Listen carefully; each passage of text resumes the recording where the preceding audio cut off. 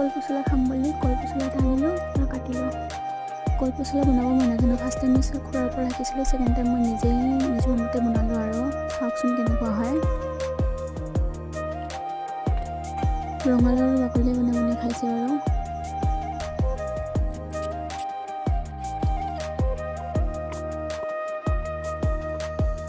মই জোল ধৰিব নোৱাৰোঁ, মোৰ আব্বাই জোলটো ধৰি দিয়ে আৰু মই আঞ্জা পকৰা আৰু মানে কাঠলৰ পকৰা বনালোঁ।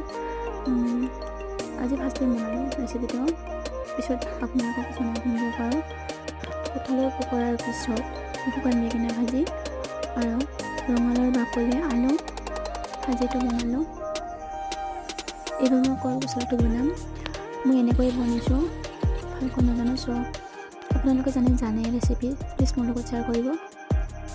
আৰু এনেকৈয়ে আমাৰ দুপৰীয়াৰ আহাৰ ৰেডি।